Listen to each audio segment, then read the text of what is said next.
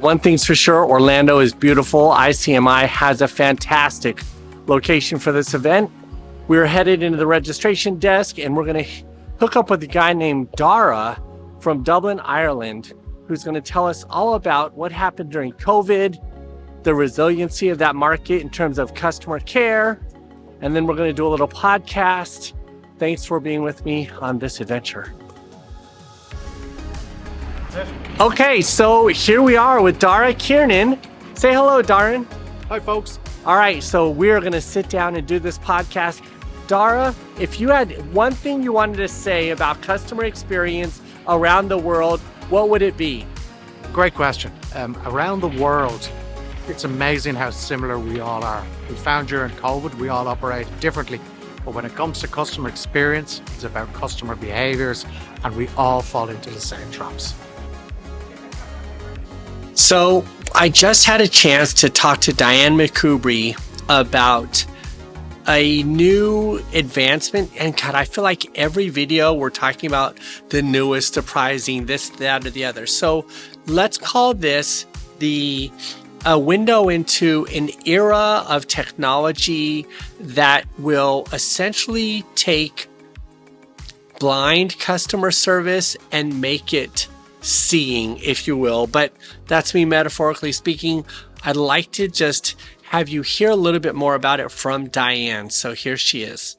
So I'm going to use an example of, let's picture I'm at the bank and I'm applying for a mortgage. And so I go through a mortgage application and I'm on the call with an agent. There's a lot of questions that they're asking. And to be honest with you, it's a painful experience. The agent has to read out, or the broker has to read out terms and conditions, maybe 2-3 different terms and conditions.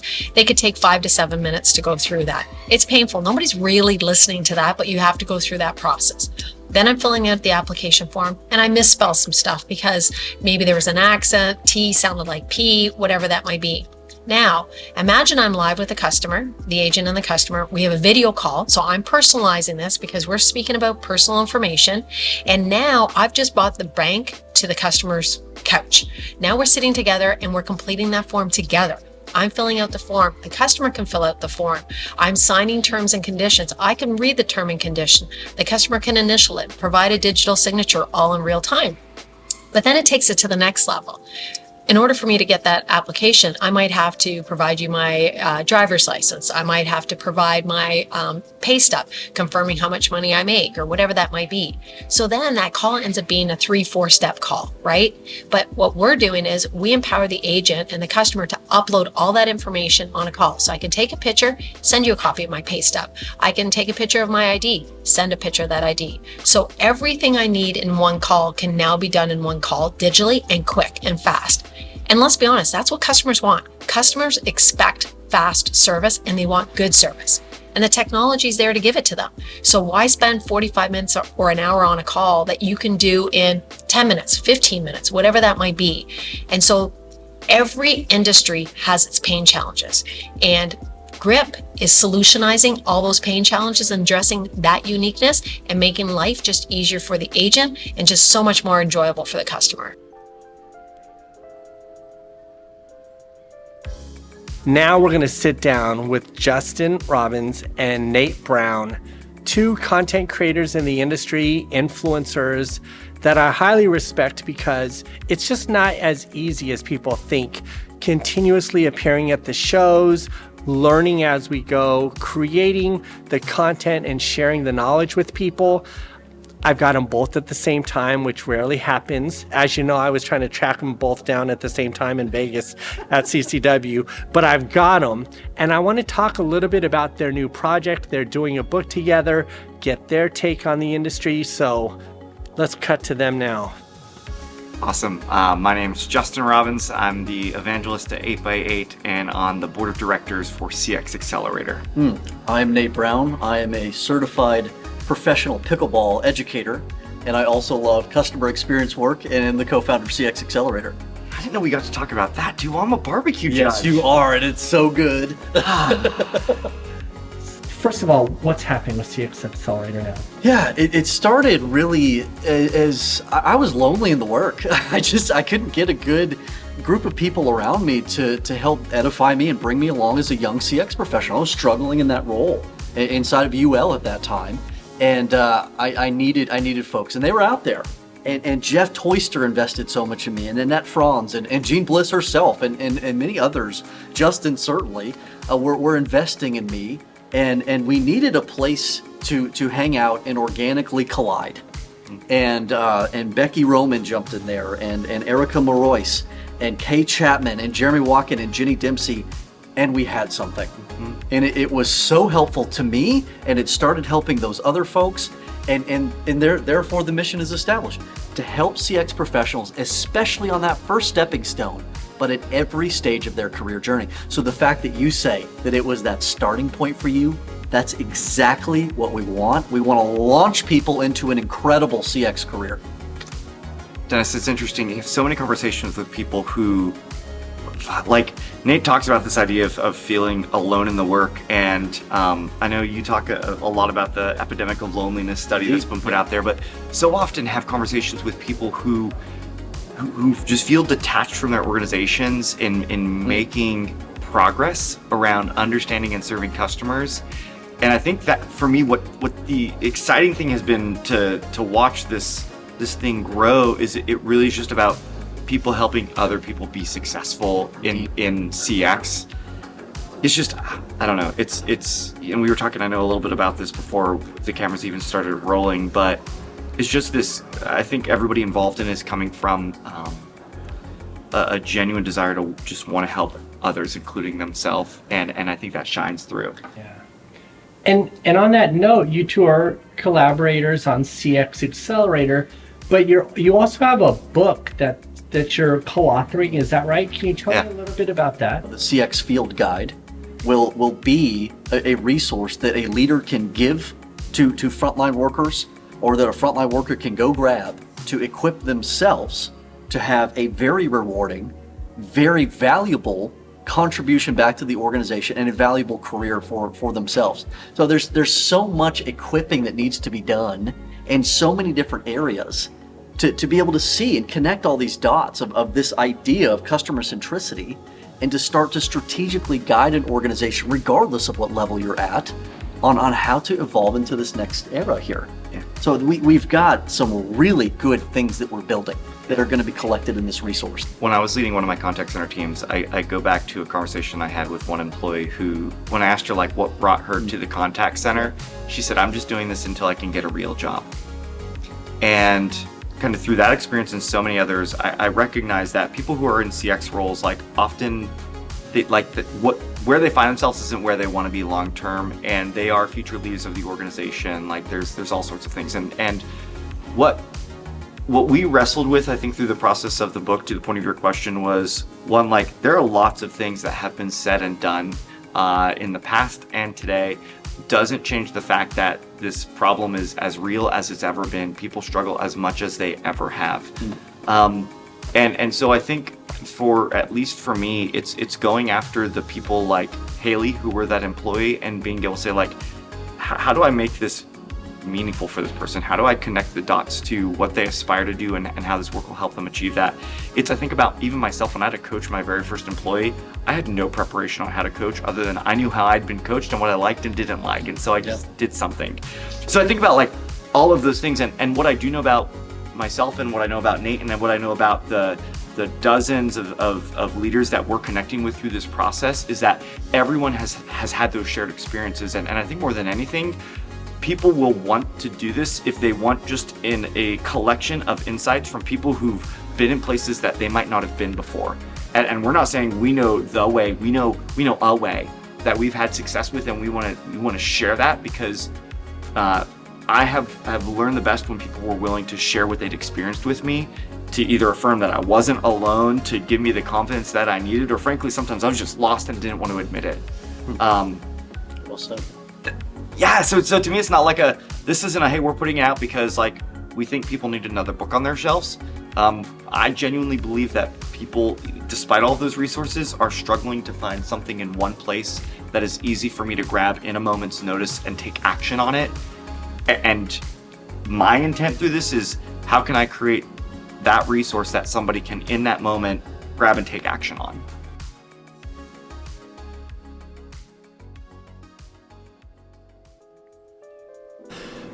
Okay, I'm going through the show. I'm looking for Stephanie Fritz from Cilla. Cilla is a major partner in the Empathy Echoes project.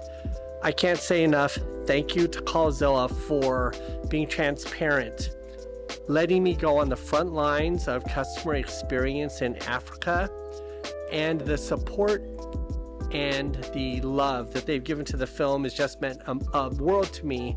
And here's Stephanie. Let's catch up with her because they have some interesting things going on here at ICMI. Hi, Steph. Hey, how are you? Good. So tell me about this award that Cilla is up for. Yeah, so we are up for the Best Outsourcer Provider of the Year award. So we find out tonight at 6:30. Fingers crossed, we'll be taking home the prize tonight. Awesome. And what other kind of awards? You've been winning quite a few awards this year, haven't you? We have. So we put a lot of effort into, submitting for different awards throughout the industry. So we've won several Stevie Awards, ICMI Awards in the past, just to mention a few. So something we're really proud about and a way for us to showcase, what we do, why we're, a top outsourcing partner to select, and, why we give amazing customer service. Tell me about your innovative expansion around the world. Sure, of course. So Cilla, if you don't know what we do, we are an outsourcing customer service partner. We're headquartered in Florida, and we work primarily with US-based clients. And all of our operations are nearshore and offshore. So our operations and agents are located in Colombia and South Africa. We just recently expanded to South Africa late last year. Can you talk to me a little bit about your innovative practice? Because you do this and you now expand into markets without any infrastructure. Can you talk about that? Sure, of course. So, my boss, Neil, our owner and president, put a ton of effort into, seeking out the next best location to expand to globally. And ultimately, we decided on South Africa. We knew that we could participate in social impacting, which is really all about giving back to the agents, being able to help them with their lives, help empower them, and, help them be able to take care of themselves and their families. We also knew there'd be some struggles when it comes to things like their electric power grid and things like that. But we tackled it head on, came up with solutions. We work with a lot of consultants, our IT team, to make sure that every agent has the tools and the systems that they need to basically make it so that those things don't impact their work and don't impact our customers. Tell me what makes Cilla different. So in my opinion, Cilla is different because of the culture. So for us, it's all about being employee-centric, client-centric, and customer-centric. And we know that without focusing on those three buckets equally, that nobody's going to be happy. So we put a ton of effort into making sure our employee engagement is where it should be. Our employees are happy. Ultimately, if they're happy, they're going to provide good service to our clients and our customers. So the whole culture is around, putting a seat at every table for our client, making sure our employees are taken care of, and really just caring for all of our, clients and customers. There you have it. It's one thing to be a BPO. It's one thing to create customer-centric solutions. It's an entirely different thing to invest in the culture of our industry. Cilla's put a lot of time and energy and effort into the work that I've been doing over this last year. And I think what that says is it's not just about the transaction of customer experience. They're truly invested in the people, not just their agents, not just their clients, but even content creators like me. So I'm really grateful for Cilla. All right, I'm coming up on the Etech booth. Let's talk to Jim. Let's find out what's happening. They were nominated for a couple awards last night. Let's find out what those are. Hey, Jim, what is happening over here at Etech? Dennis, great to see you as always. It's been awesome. ICMI has been so cool. And I don't know if you know this is the first time we've done this show. Pleasantly surprised. People are looking around, talking to us. It was a perfect opportunity to unveil the latest additions to QEval Pro, which is helping people do their jobs better. It's been awesome. Great time. And tell me about these two awards you were up for. Yeah, so 2 awards we got up last night. One was the Best Quality Analytics Platform, and the other one was Best Training and Learning Development. Etech's trainers, we have like over 20 of them. They have just made it so good for our people to learn. And by the way, those people say, how long is training? Etech believes training is a journey, it's not a destination, so it's constant training, always find time to train. And I think that's a big miss in some of the people that I've talked to here. Fair enough. Tell me, what are your predictions for 2024? Yeah, I think the biggest one is AI is not replacing your jobs. I'm pretty vocal about that, and if you see some of my podcasts, AI is just making jobs easier, and it's actually introducing more jobs. Etech has grown its AI division tremendously over the past couple of years because you're able to skill those people who used to take phone calls for people or chats or whatever it is, give them new skill sets, new career path, keeps them engaged, keeps them employed, and actually better skill sets. I don't believe AI is going to replace all the jobs. It's going to make people do their job better, if that helps. Awesome. All right, so now also, I have Chandra here. I don't see her at all the shows, and she's one of the friendliest, but also one of the brightest minds that I encountered. She was on a podcast where she taught me some things. I listen to her podcast. That's all I'm going to say. Hey, Hi, is Dennis. it okay if I stop and talk to you at the Absolutely, anytime. show? So just talked to Jim, but tell me about this QEval thing. What is he talking about? Oh, QEval, man, it is changing the way that we manage performance in the contact centers. It's a one-stop shop for everything, from your quality state all the way over to workforce management, your call center performance metrics. Everything is integrated and in one view, and it's very easy to access, to use. We expect our leaders 15 minutes a day, and they're able to know who to coach, what to coach, how to coach, and where to coach. It's absolutely revolutionary when it comes to making call center performance management more accessible and more efficient. Is it hard to dip my toe in the water? How do people get started Oh, with it? goodness gracious, no, it's very, very simple. We're gonna hold your hand throughout the journey. Number one, we want you to share your knowledge with us, help us calibrate, help us understand what's important to you. Then we do all the heavy lifting. We make sure that all of your artificial intelligence metrics are set up correctly. We make sure that those parameters are coming out in a very calibrated and informative manner. We make sure that all the data is delivered to you in an actionable package instead of you having to do the work, instead of you having to do the analysis. We make it easy. Awesome. What do you predict in 2024 for customer experience? Oh, wow. Let me tell you, customer experience in 2024, talking about using artificial intelligence in customer experience in 2024, it's all about enablement and accessibility. AI should make all of our lives easier. It's not going to replace anyone, as Jim said. It's just going to make everyone's lives a little bit easier, a little bit better, and it's going to make us work a little bit more efficiently, as I've said over and over again. Awesome. All right. I just want to say thank you, Etech. See you guys. Thanks, Dennis.